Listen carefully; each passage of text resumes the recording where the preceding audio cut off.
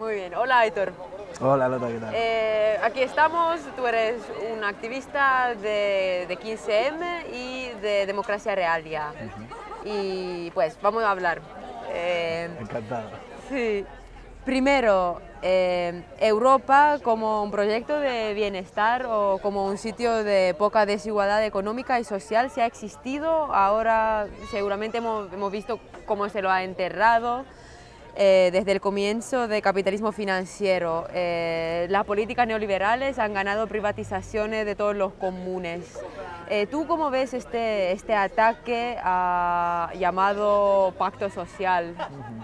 Bueno, actualmente estamos presenciando la depredación y expropiación de todos los bienes y riquezas comunes, ¿no? Ya sea a través de estas biopolíticas de austeridad, de este memorándum que realmente es la formalización de ese dictat de la Troika, que realmente es pues, esa gobernanza antidemocrática y deutocrática. Pero bueno, como bien dices, es eso, estamos asistiendo al ataque de los pilares fundamentales del estado de bienestar, de las diversas formas del estado de bienestar europeo, que son al mismo tiempo la base sobre la que se sustenta ese pacto social, ¿no? Entonces, bueno, cuando hablamos de común también a mí me gusta hacer esta diferencia, ¿no? En el sentido de, bueno, tenemos los bienes comunes, ¿no? Que no son solo esos recursos naturales, sino también bienes comunes inmateriales como ahora la salud, el conocimiento, etc. Y luego tenemos las riquezas comunes, ¿no? Que son el excedente de la producción o la productividad social en común, como podrían ser el sistema sanitario, el sistema educativo, etc.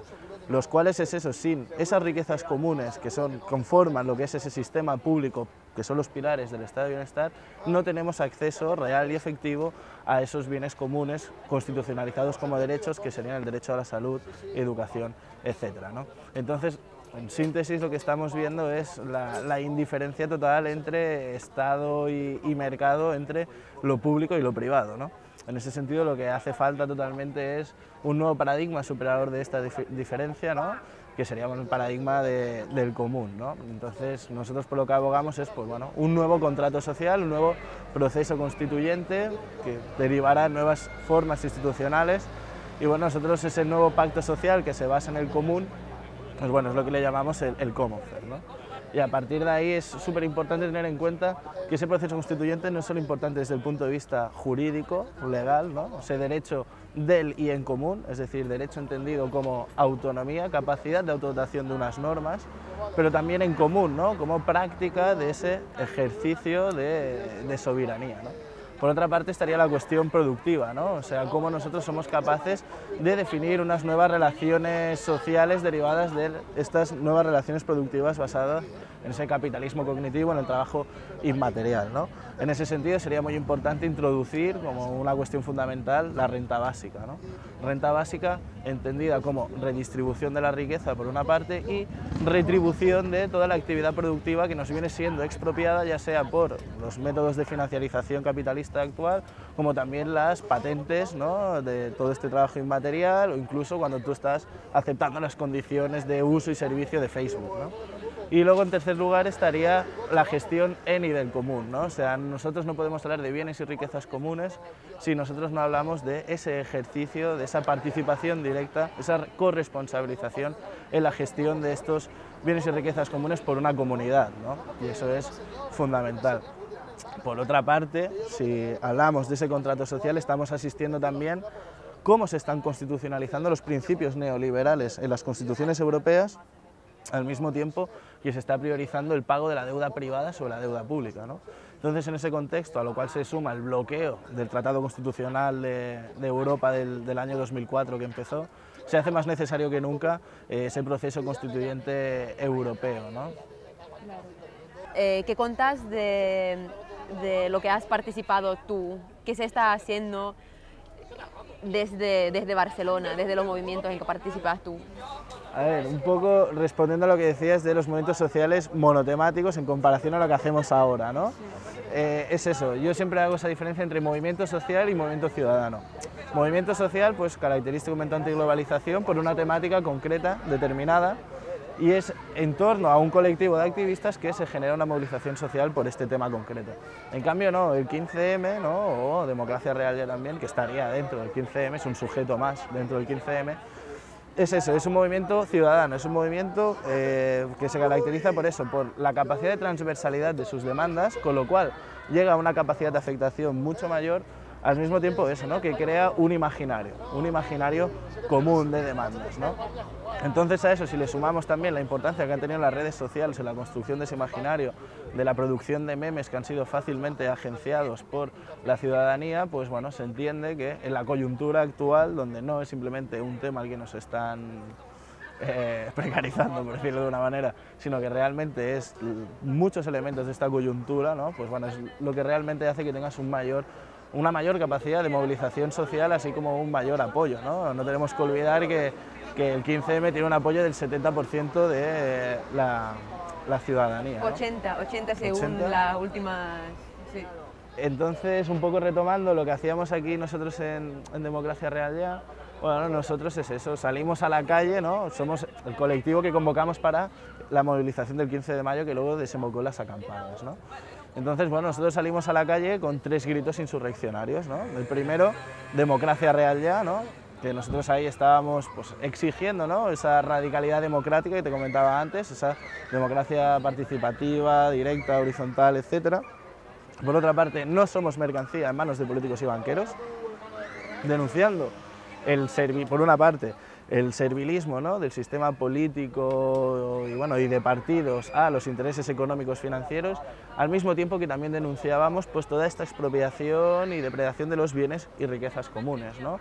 En favor de este sistema financiero y los mercados. Y luego, por otra parte, toma la calle, ¿no? O sea, empezando por la acción, reapropiándote del espacio público. De esta manera, pues, generábamos este nuevo imaginario, como te estaba comentando, tan importante en la cultura política española, ¿no? Donde hemos estado, pues, bueno, esta transición, los 40 años de represión y de inhibición del propio cuerpo social y cualquier tipo de pensamiento crítico, ¿no?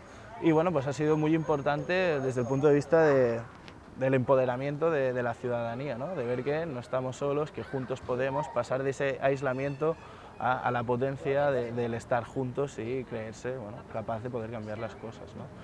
Entonces, bueno, ese ha sido un factor muy importante que creo que ha tenido Democracia Real Ya o el 15M, ¿no? Desde el punto de vista del proceso de autoformación y de politización, ¿no? Y al mismo tiempo superación de la cultura de la transición, ¿no? Que es la cultura hegemónica desde 1978. Lo que estamos demostrando actualmente es que no es solo una crisis del sistema económico, financiero y sus repercusiones sociales laborales, sino sobre todo una crisis política, ¿no? Una crisis de legitimidad del régimen político del 78, esto ya no sirve, y es por eso que también es tan importante que necesitamos otra constitución. Siempre decimos lo mismo como los constituyentes franceses, ¿no? A cada generación su constitución, ¿no? Y bueno, pues esos serían un poquito los objetivos, ¿no? Desarrollar este proceso constituyente, ese es el horizonte, y bueno, pues sabemos que es un proceso complejo, largo en el tiempo, pero no deja de ser el horizonte de lucha en el que estamos, ¿no? Sí. Pues tocando el tema de nacionalismo, es evidente que ahora en momentos de crisis una de las respuestas más fuertes es la de nacionalismo, de cerrar las fronteras, de arreglar esta cosa dentro de las fronteras de Estado-nación. Hemos visto como movimientos y partidos de ultraderecha, neofascistas, racistas, neonazis surgen por todos lados de Europa. ¿Cómo se puede luchar que el movimiento no se encierre dentro de las fronteras de un país? A ver, pues que ya la propia idea de Estado-nación es bastante relativa, ¿no? En tanto, bueno, esto surge pues, en el siglo XVIII, ¿no? Pero bueno, ya estamos como toda esa soberanía del Estado-nación se ha visto traspasada a nuevas instancias supraestatales a un nivel de multigovernance, multinivel, ¿no? Digamos. Y es eso, vemos cómo realmente se ha trasladado a instituciones como el FMI, al Banco Central Europeo o la propia Comisión Europea. Con lo cual es eso, y nosotros como movimiento tenemos que saber jugar esa doble dimensión estatal y europea. Nuestro espacio de conflicto político-social es Europa, ¿no? Derivado de esa crisis global, pero la traducción, la implementación de esas políticas es a nivel estatal, ¿no? Entonces, retomando la pregunta, que ahora se me había ido, el tema de los nacionalismos, ¿no? Sí que es cierto que en momentos de crisis siempre es el caldo de cultivo de movimientos nacionalistas, neopopulistas, ya sean fascistoides, más o menos xenófobos. Aquí en España se están dando estos procesos, de hecho hace una semana se convocó una manifestación convocada por este tipo de colectivos. Pero bueno, es eso más allá de la afectación del discurso que puedan generar estos colectivos desde el punto de vista del movimiento, no tienen por qué ser un problema. El propio problema lo tenemos nosotros a la hora de la capacidad de inclusividad que tenemos a lo mejor de la población migrante o de la ciudadanía que acaba de llegar, ¿no? Pero bueno, eso se explica básicamente por la condición precaria del migrante, ¿no? O sea, marcada por esa materialidad, ¿no? Jornadas laborales súper largas, ¿no? El propio coste de la participación, no participa quien quiere, sino quien puede, ¿no? Y entonces, por una parte eso y por otra parte ya todo lo que sería lo relativo a los procesos de descolonización, ¿no? Nuevos procesos de subjetividad, otras culturas políticas, lo cual hace difícil esa inclusividad, ¿no? Pero como te digo, es eso, nosotros como movimiento tenemos que trabajar eso, la preocupación de estos movimientos nacionalistas, ya te digo, pasa por ese análisis del discurso y análisis de coyuntura, y bueno, también por promover o facilitar ese doble agenciamiento, ¿no? Por una parte, el agenciamiento de los migrantes, ¿no? Por parte de los migrantes de este movimiento, esto también es por vosotros, y luego por parte de la ciudadanía autóctona, por decirlo de alguna manera, de que agenciamiento también de esa condición migrante, es decir, este es el paradigma de explotación, que todos vamos a acabar pues sin ningún, bueno, trabajando en precario, a lo mejor sin contrato y bueno, sin ningún tipo de acceso a los derechos como sanidad, educación, etcétera, etcétera, ¿no? Entonces, a partir de ese doble agenciamiento es como nosotros superaremos ese hándicap que tenemos a día de hoy en cuanto a participación de personas migrantes, al mismo tiempo que lucharemos contra todo este tipo de discursos nacionalistas, ¿no? Digamos.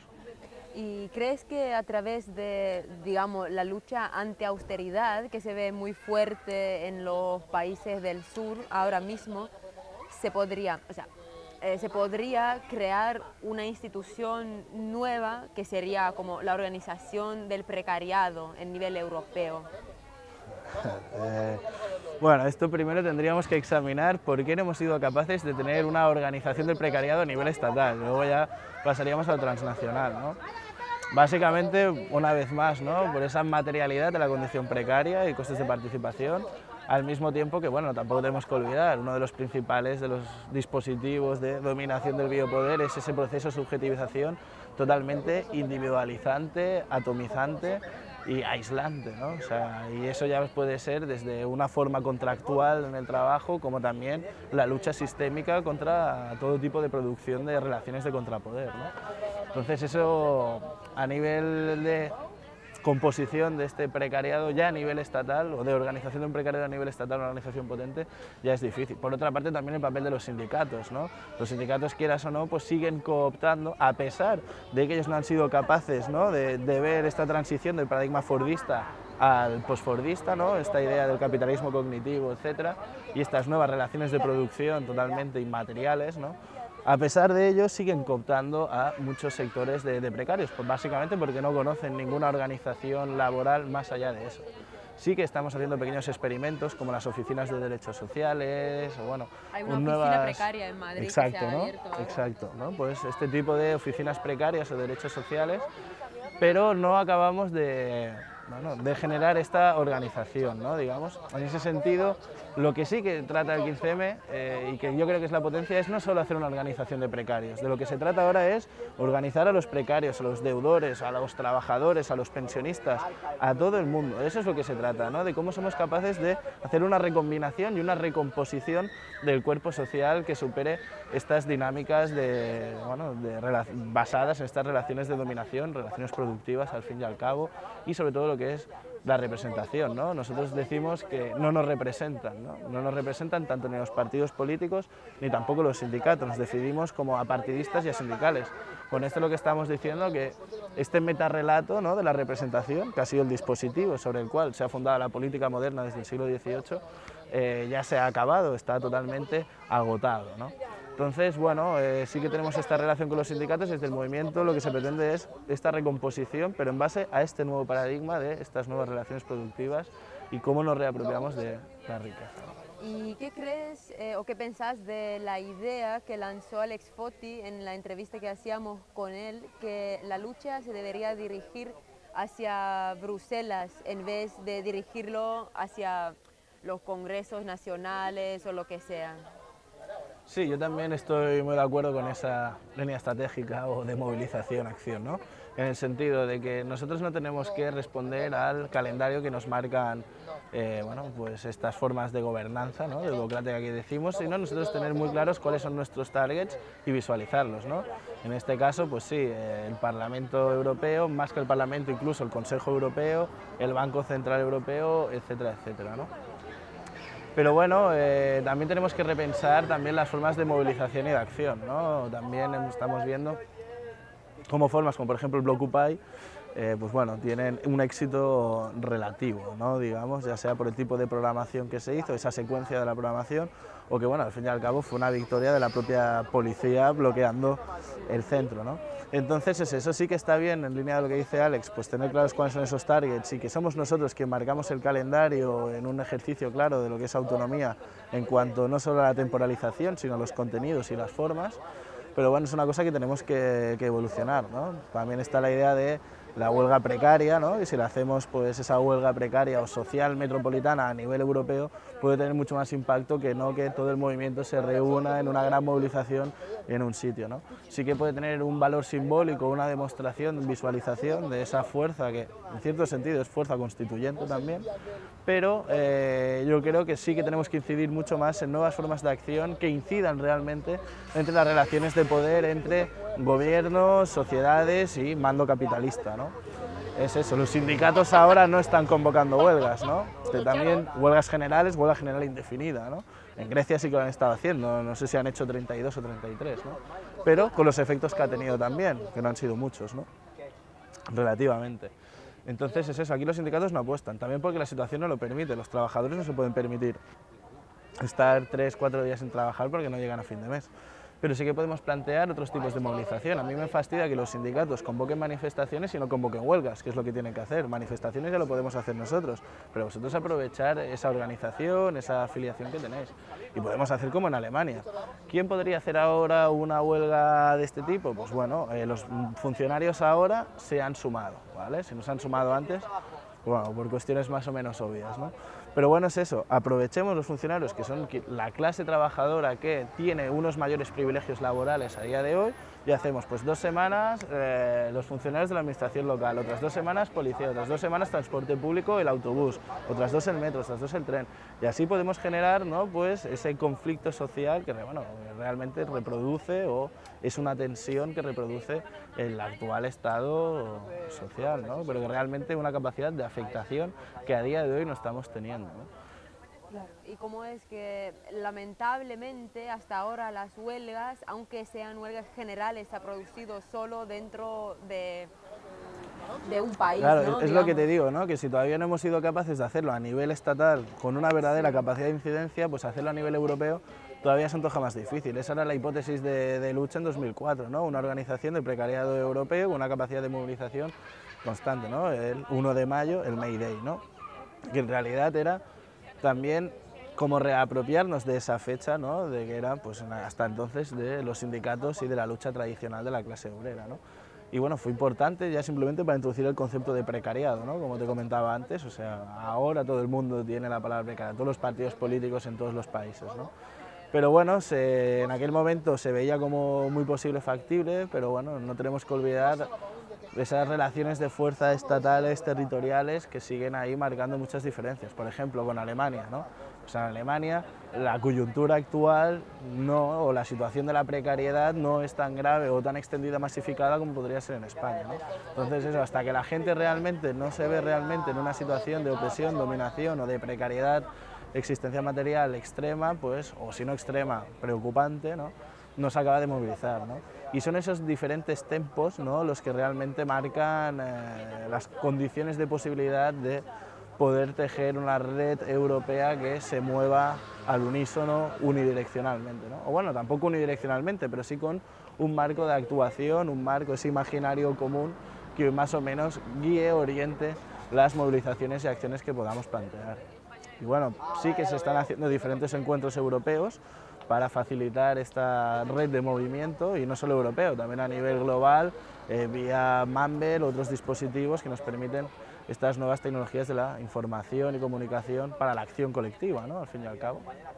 Pero bueno, hay que respetar estos distintos tempos y las diferentes condiciones materiales y de existencia de las distintas poblaciones y los distintos territorios, ¿no? Hablando del proceso constituyente, hay un poco de discusión de, digamos, de dos formas de lucha, de las cuales una sería el sueño lanzado últimamente por Alex Foti y por varios otros seguramente, de que toda la gente precaria de Europa andaría a Bruselas para hacer un reencuentro constituyente de todo el precariado europeo.